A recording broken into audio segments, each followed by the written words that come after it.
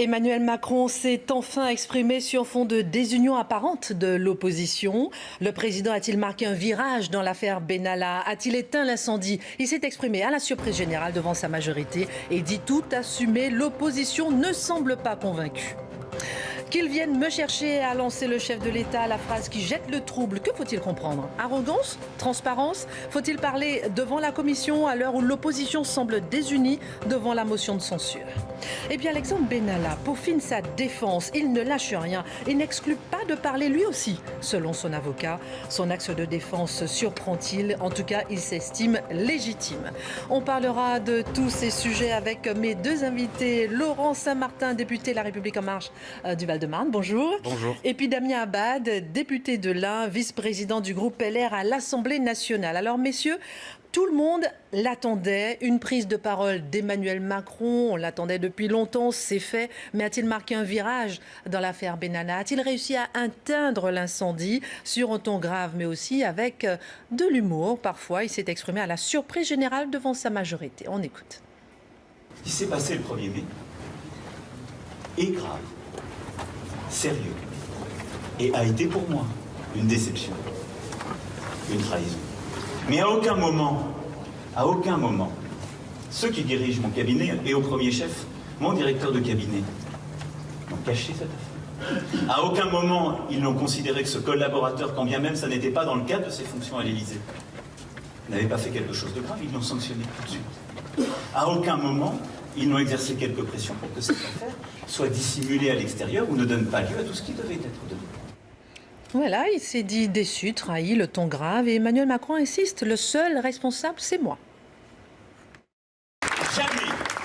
Jamais, dans notre République, depuis un an, il n'y a eu qui que ce soit protégé ou soustrait aux règles, aux droits de la République, car c'est ce que nos concitoyens attendent de nous. Et s'ils cherchent un responsable, dites-leur chaque jour, vous l'avez devant vous.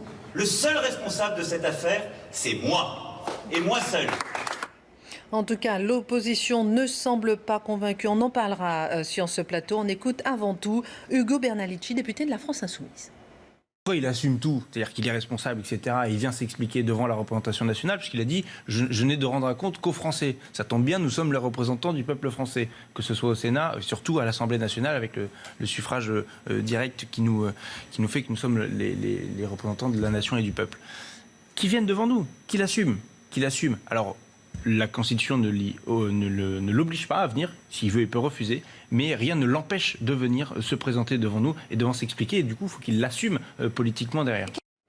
Alors, déjà de façon générale, Laurent Saint-Martin, est-ce que c'est un virage dans l'affaire Benalla? En tout cas, le président de la République a remis les pendules à l'heure. Et l'avantage quand le président de la République parle, c'est effectivement que ça pèse. C'est-à-dire que sur le fond, il a rappelé, et c'est bien de le dire, que ce qui s'est passé le 1er mai est grave et qu'il n'est en aucune façon question de défendre M. Benalla ou de l'excuser ou de le légitimer. Ce qui s'est passé le 1er mai est grave et le président de la République l'a très bien dit. Il a dit aussi d'autres choses très importantes. Il a dit qu'il y avait eu tous les mécanismes de contrôle et de sanctions qui avaient été activés en moins d'une semaine. En moins d'une semaine, vous avez eu l'Assemblée nationale qui a permis d'avoir une commission d'enquête, c'est la commission des lois qui devient commission parlementaire. Pas difficilement, puisque nous pouvions le refuser, nous, majorité. Nous l'avons accepté. Preuve de la transparence et de la volonté d'avoir cette vérité. L'administration, elle, via l'IGPN, a son enquête de son côté. Et puis, la justice, évidemment, avec le parquet de Paris qui a ouvert son enquête préliminaire. Tous les voyants, pour connaître la vérité, sont ouverts. Donc, ce qu'a dit le président de la République, c'est ce que nous disons depuis plusieurs jours. Laissez maintenant chaque commission d'enquête, chaque mécanisme de contrôle et de sanction faire son travail. Et puis surtout, ce qu'a dit le président de la République, qui est probablement le plus important et le vrai scandale du moment, c'est que nous avons un gouvernement et une majorité soudée. Nous l'avons vu hier soir lors de ce rassemblement. Mais surtout, en face, nous avons toutes les oppositions, et je dis bien toutes les oppositions, qui se sont mis d'accord pour saboter le travail parlementaire. Alors on va en parler. Se sont mis d'accord pour empêcher la l'opposition. réforme constitutionnelle, et le week-end dernier, nous avons dû stopper nos travaux. Donc là-dessus, je leur accorde une victoire, si on peut dire comme ça, mais c'est une victoire tristement amère, puisque finalement, si c'est pour bloquer le travail des parlementaires, c'est pas ce pourquoi on va nous avons été parler élus. de ce blocage dont vous parlez. Damien Abad, est-ce que pour vous, c'est un virage, pour vous aussi dans l'affaire, le fait que le chef de l'État s'est enfin exprimé, même si c'est devant son fan club, comme dit Valérie Boyer ce matin? D'abord, il y a deux difficultés dans cette expression. La première, c'est qu'on est dans la République de l'entre-soi. Le président de la République fait un choix de s'exprimer uniquement devant les députés de sa majorité. On aurait souhaité qu'il s'exprime devant les Français, parce qu'il doit rendre des comptes aux Français sur cette affaire. Ensuite, la deuxième difficulté que nous avons, c'est le moment choisi.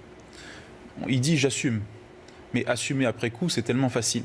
La vérité, vous dites « oui, il y a une commission d'enquête qui a été faite, il y a des enquêtes ouvertes ici et là ». Mais disons la vérité aux Français, à celles et ceux qui nous écoutent, c'est que si la presse n'avait pas sorti cette affaire, si les oppositions n'étaient pas saisies, il n'y aurait jamais eu de commission d'enquête. Donc pour vous, le moment n'était pas bien choisi. Trop tard. Je dis simplement, il vaut mieux tard que jamais, je dis simplement une chose, c'est qu'on ne peut pas se contenter de la République des fanfaronnades. Pas simplement rouler les mécaniques et expliquer que tout va bien. Donc pour vous, le chef de l'État était arrogant? Aujourd'hui, ce dont nous avons besoin, c'est d'explications et de clarifications. Ce n'est pas la question individuelle de M. Benalla. Damien Abad, est-ce que là, il n'a pas donné justement des explications lorsqu'il est revenu sur des détails? Il a dit, voilà, je suis déçu, j'ai été trahi. Ce ne sont pas des explications pour vous? Non, il a donné un certain nombre d'éléments, en effet, sur des rumeurs qui étaient fausses, et ça, c'est tout à fait à son droit et à son honneur. Je dis simplement qu'aujourd'hui, la question qui nous est posée à nous et aux électrices et aux électeurs, c'est de savoir pourquoi M. Benalla a été protégé aussi longtemps et pourquoi est-ce qu'il y a eu un système organisé, parallèle ou pas, qui vise à défier la police, les corps intermédiaires et le Parlement. C'est ça le sujet. La prise de parole du chef de l'État n'excuse en rien, on n'a pas la vérité en fait, on n'a pas des réponses. Mais laissons travailler la commission d'enquête qui aujourd'hui fait un certain nombre d'auditions. D'ailleurs, je regrette que la commission d'enquête à l'Assemblée nationale ne veut pas pour le moment accéder à la demande des Républicains de faire l'audition de M. Koller, qui est le secrétaire général de l'Élysée. Parce que si vous voulez être transparent, alors il faut faire la transparence jusqu'au bout et pas la transparence à la carte et accepter tous les types d'auditions. Laurent Saint-Martin, pourquoi est-ce qu'on n'a pas Alexis Koller justement dans cette audition de la commission d'enquête? Attendez, sur tous ces sujets-là, quand ça va concerner la commission d'enquête, je vais vous faire la même réponse. Donc on va gagner un peu de temps. Il y a un bureau de la commission d'enquête, il y a des membres de la commission d'enquête qui votent, voilà, pour la liste des personnes auditionnées. On ne va pas le faire ici autour de cette table de savoir s'il faut telle ou telle personne. Il y a des personnes compétentes pour cela. Ce sont des questions qu'on se pose. Et il faut le respecter là-dessus. Il y a une double... pas présidence, mais il y a deux co-rapporteurs avec Madame Yael Braun-Pivet et Monsieur Guillaume Larrivé. Et non, mais voilà, donc il y a des personnes compétentes pour gérer cela. Moi, je suis d'accord avec Damien Abad quand il dit maintenant laissez la commission faire ce travail. Et je voudrais aussi revenir quand même sur le sujet de ces commissions d'enquête et de la justice et de l'IGPN. On n'a jamais vu. Enfin, il faut quand même que les Français et ceux qui nous regardent se rendent compte qu'on est dans un pays qui va bien. On est dans un pays qui va bien quand on est capable d'actionner autant de mécanismes de contrôle et d'enquête en moins d'une semaine, quand il y a effectivement quelque chose de grave qui est révélé. Je le suis d'accord. Mais du coup, il est quand même nécessaire d'insister sur la volonté et du président de la République et du gouvernement et de la majorité de jouer la totale transparence, d'accéder à une vérité qui est juste savoir ce qui s'est passé le 1er mai, de comprendre là-dessus. Effectivement, de contrer toutes ces fake news qui sont absolument insupportables depuis une semaine. Oui. C'est absolument insupportable parce que ça brouille totalement le message. Moi, on va écouter tout de suite le chef de l'État justement qui répond en détail sur ces fake news avec un petit point d'ironie, de dérision. Écoutez. Alexandre Benalla n'a jamais détenu le code du code. Alexandre Benalla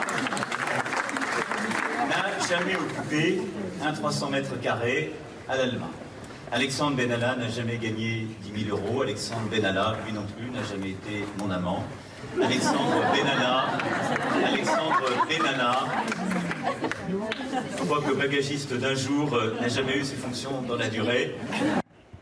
Je reviens vers vous, Laurent Saint-Martin. Gérard Larcher, président du Sénat, dit ce matin, c'est de l'amateurisme, c'est de la panique, la façon dont le chef de l'État s'est exprimé hier soir. Il n'a pas parlé devant tous les Français, il a parlé devant un peu son fan club, il n'a pas parlé devant, ne serait-ce que la représentation parlementaire. C'est de l'amateurisme pour vous? Alors, d'abord, la majorité parlementaire, c'est la représentation nationale.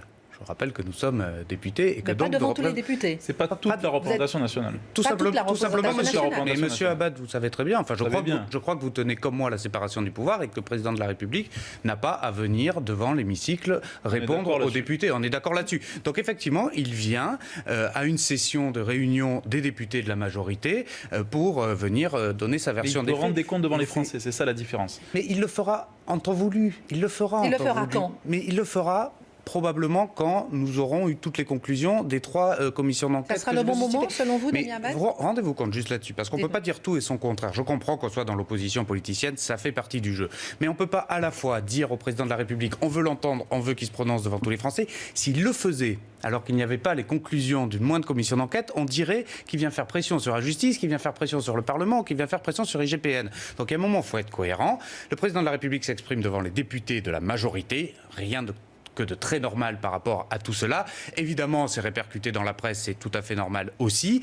Et puis, il viendra prendre ses conclusions et s'exprimer devant tous les Français, probablement quand tout sera et toutes les enquêtes auront donné Vous leurs pensez que conclusions. ça sera le bon moment C'est après une toutes les chronologie enquêtes saine des institutions. Ça sera le bon moment pour vous, Non, Damien parce que Abad, qui s'exprime on après confond deux choses. On confond le temps judiciaire et le temps politique. Sur la partie judiciaire, bien sûr que c'est aux commissions d'enquête et c'est à la justice de se prononcer. Mais il y a aussi des comptes politiques à rendre. Et c'est là où l'expression du président de la République est importante. Pourquoi ? Parce que tout converge vers l'Élysée. La réalité, on voit bien dans cette affaire qu'on a voulu nous faire croire que c'était une dérive personnelle individuelle. D'ailleurs, j'ai noté hier... Mais ça l'est, monsieur Abad. C'est pas ce qu'a dit le président de la République hier, puisqu'il a dit « j'en assume l'entière responsabilité ». Il a dit parce qu'il a fait confiance, parce que c'est moi qui lui ai fait confiance, c'est Voilà. ma faute. Parce que c'est le président de la République, à l'Élysée, il l'assume. Donc très clairement, c'est pas qu'une affaire de dérive individuelle et personnelle.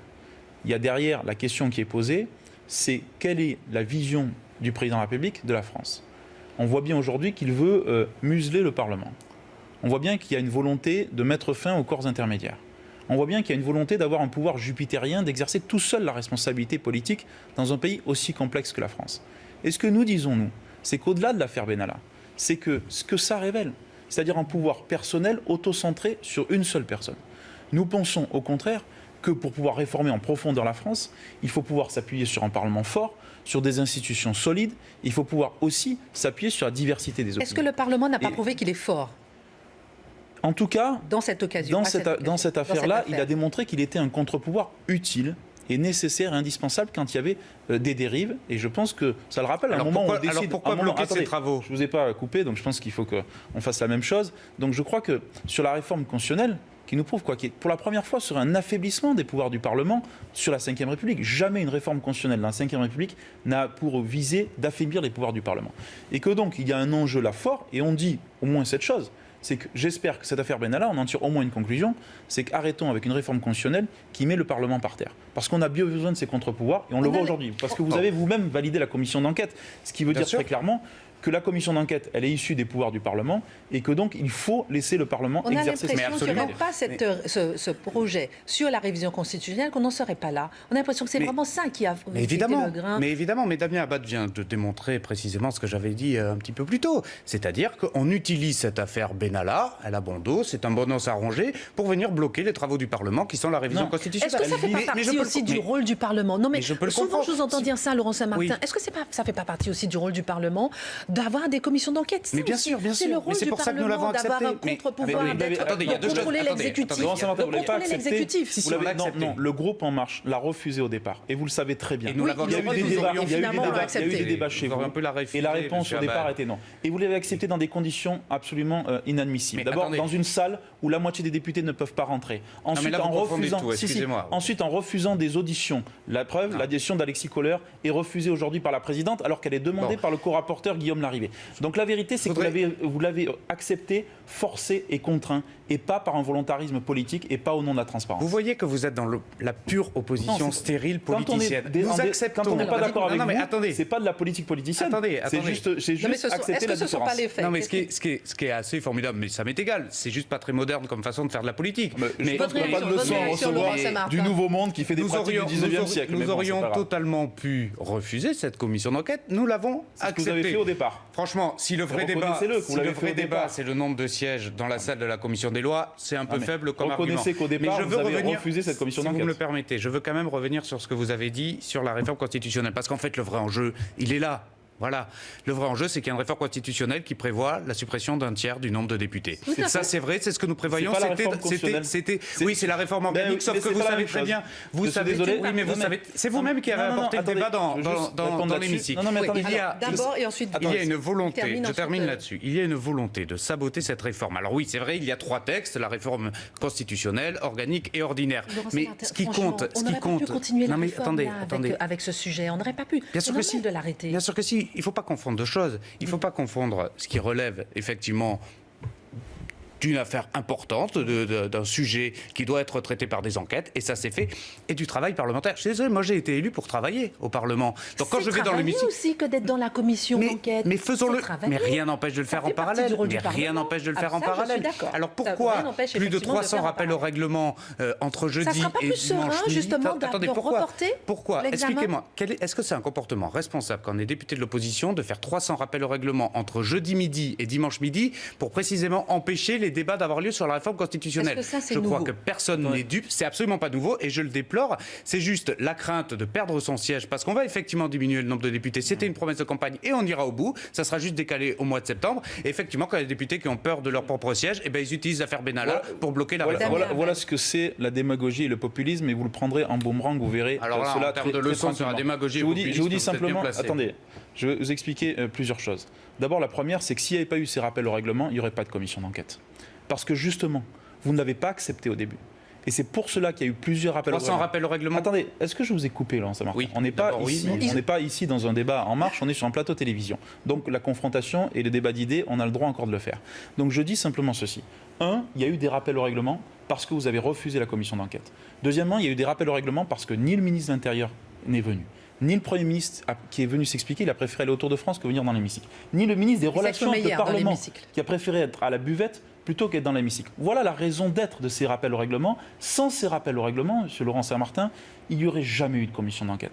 La deuxième chose que je voudrais dire, au-delà de ces rappels au règlement, c'est qu'on nous fait croire que la réforme constitutionnelle, c'est baisser le nombre de parlementaires en disant, vous savez, vous interrogez les Français, bien sûr, ils voudraient même, je pense, qu'il n'y ait quasiment pas de parlementaires, tellement ils n'ont plus confiance aux parlementaires de leur pays. Donc si on les écoutait, il y en aurait zéro. La réalité, c'est quoi? D'abord, c'est que dans la réforme constitutionnelle, ce n'est pas la baisse du nombre, elle n'est pas dans la réforme constitutionnelle.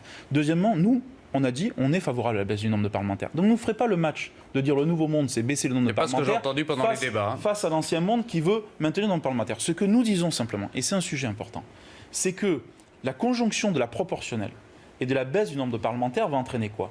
Va entraîner que dans les territoires, il y aura moins de députés. Et donc, ça veut dire très clairement qu'on rendra moins de comptes aux Français. Parce que les Français nous disent, oui, il faut diminuer le nombre de parlementaires. Mais quand on leur demande chez eux, ils disent, ah non, parce que moi, j'en ai besoin quand il s'agit de demander telle ou telle chose pour une situation particulière. Donc, vous voyez bien que le problème, il est là. Le problème, il est là, c'est pas l'affaire Benalla. Attendez, vous êtes appuyé sur l'affaire Benalla pour contrer la réforme constitutionnelle. Absolument pas.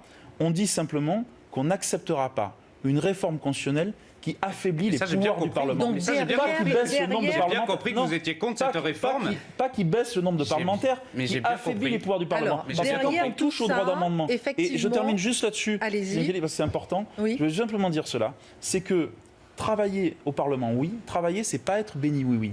Et ce que je regrette aujourd'hui, c'est que le Parlement est devenu un conseil d'administration d'une entreprise, où votre seul rôle, c'est de voter ce que le gouvernement vous demande. Absolument. C'est une chambre d'enregistrement. Bien entendu, ça n'a jamais été autant une chambre d'enregistrement qu'aujourd'hui. Écoutez, pour me dire un peu ce que vous pensez de ce qu'a dit le chef de l'État, lorsqu'il a dit qu'ils viennent me chercher. On écoute et puis on revient dessus. Et les valeurs qui nous ont fait, ce qui nous a conduits là, ça n'est pas la République des fusibles, ça n'est pas la République de la haine, celle où on fait trinquer un fonctionnaire ici, un collaborateur là. On ne peut pas être chef par beau temps et vouloir s'y soustraire lorsque le temps est difficile. S'ils veulent un responsable, il est devant vous, qu'ils viennent le chercher. Et ce responsable, il répond au peuple français et au peuple souverain. Alors, qu'ils viennent me chercher, c'est qui? C'est les journalistes, c'est les députés, c'est qui? Non, mais c'est une formule qui exprime, effectivement, qu'il assume la responsabilité en tant que chef de l'État de ce qui peut se passer à l'Élysée. Il assume, et je ne crois pas avoir beaucoup d'équivalents dans l'histoire de président de la République qui assume à ce point-là, effectivement, la responsabilité quand il se passe quelque chose d'interne, d'un chargé de mission N-6, N-7 du président de la République à ce moment-là. Donc il faut quand même aussi savoir saluer ce courage politique derrière. Qu'est-ce que ça veut dire cette formule? Cette formule, c'est que c'est moi qui, effectivement, vais m'expliquer et suis responsable. Et on en revient à ce qu'on disait tout à l'heure. Siffler la fin de la récréation. C'est remettre les pendules à l'heure. Remettre les pendules à l'heure. Il assume effectivement son rôle de chef de l'État. Encore une fois, je crois qu'il faut d'abord saluer le courage politique dans ses propos. Et c'est courageux, il assume. C'est courageux, il assume, il remet les pendules à l'heure, dont acte. Lorsque Nicolas Dupont-Aignan de Boula France claque la porte de la commission d'enquête et il dit c'est une mascarade, Emmanuel Macron s'exprime devant ses députés, il n'est plus ainsi le président de la nation. Qu'est-ce que ça vous inspire, Damien Abad? Vous claquez la porte comme ça de la commission. Permettez un mot quand même sur ceux qui viennent me chercher. Oui, qu'ils viennent me chercher. Parce que la question qu'on peut se poser, que les Français se posent, c'est est-ce que c'est au niveau d'un président de la République? Est-ce que c'est au niveau d'un président de la République de descendre dans un ring de boxe et de dire qu'ils viennent me chercher de manière totalement provocatrice? On attendait qu'ils répondent. Qu'on l'attende, ok. Mais qu'ils viennent me chercher comment? Il veut quoi, Emmanuel Macron? Une procédure de destitution? Il veut quoi? Il veut être auditionné devant la commission d'enquête? Peut-être. Il sait très bien qu'aujourd'hui, la Ve République ne peut pas. Et que la vérité, c'est que justement, on ne peut pas venir le chercher puisqu'il y a une responsabilité politique qui est d'ailleurs dans les institutions de la Ve République. Donc il nargue un peu tout le monde. La vérité, c'est que ça, c'est la République des fanfarons, c'est la République des rouleurs de mécanique, mais c'est pas la République d'entre-soi, mais c'est pas la République qui nous intéresse, et c'est pas ce pourquoi d'ailleurs, y compris celles et ceux qui ont fait confiance à Emmanuel Macron, ont voté. Ils ont voté Emmanuel Macron. Ils ont voté pour un président qui assume, ça c'est sûr. Pour un président qui voulait renouveler les pratiques politiques. Et aujourd'hui, on a le sentiment qu'on a un président qui avait cette ambition-là et qui retombe naïvement dans les pratiques du 19e siècle. Certains ont voté pour le président de la République aussi pour dire on va dépasser les clivages droite-gauche, on ne va pas s'enfermer dans une logique politique politicienne. Aujourd'hui, vous avez un enfermement idéologique dans un parti unique où même les membres majoritaires d'autres groupes politiques comme le MoDem se plaignent de la non-considération. Donc la vérité, c'est quoi? La vérité, c'est qu'il y a un gouffre entre les discours et les actes. Alors, et c'est ça le macronisme, c'est qu'il a tellement séduit qu'il créera autant de frustration à l'arrivée. Mais attendez, juste quelque chose. Que voulez-vous à la fin? Quand je dis vous, c'est pas personnellement. Que veut votre groupe et que veulent les oppositions? Vous voulez que le président s'exprime? Vous voulez que le gouvernement s'exprime? Quand il s'exprime, ça va jamais. Vous avez déposé une motion de censure. Alors ça veut dire quoi une motion de censure? Ça veut dire que vous ne voulez plus de ce gouvernement? Tout est... Si vous me permettez de répondre, je réponds. Plein de contradictions dans vos actes. Vous parlez d'actes, tout est plein de contradictions. C'est pas parce que vous ne comprenez pas là où on veut en venir que c'est contradictoire. Alors je serais ravi de vous expliquer très concrètement. La motion de censure, on sait très bien qu'on ne renversera pas le gouvernement avec, puisque vous êtes ultra majoritaire dans cette Assemblée nationale. Elle veut dire que le gouvernement prenne ses responsabilités. Parce qu'on a un Premier ministre qui n'est pas venu dans l'hémicycle au moment de cette affaire. On a un ministre de l'Intérieur qui n'est pas venu non plus. Le Premier ministre a répondu à combien de questions gouvernement hier? Oui, alors, messieurs, on va suivre combien de questions gouvernement et hier. La vérité, c'est que le Premier ministre, comme d'autres, ont choisi le Tour de France plutôt que l'Assemblée nationale. Ce que je dis simplement, c'est que non, c'est la vérité. Alors, messieurs, la République est une affaire sérieuse. On va s'arrêter là. En attendant qu'Alexis Collère vienne peut-être à la commission d'enquête, on n'a pas encore de réponse. Si la République en marche, on va suivre les auditions. Mais le fait majoritaire vous dérange. Non, mais est-ce que vous l'acceptez? Est-ce que vous pouvez prendre l'engagement devant ce plateau? Est-ce que vous, personnellement, Monsieur Saint-Martin, peut-être... Non, on va terminer. Est-ce que vous, personnellement, oui ou non qu'ils viennent, Alexis Collère? Voilà, l'audience d'Alexis Collère. Je vais vous décevoir. Je ne suis pas membre de la commission d'enquête. Et même si je l'étais, je ne vous répondrai pas. Merci beaucoup, messieurs. Merci beaucoup, messieurs, tout de suite d'être venus sur ce plateau. C'est dommage, Et tout de suite, parce que le 13h avec Thierry Ferré sur CNews.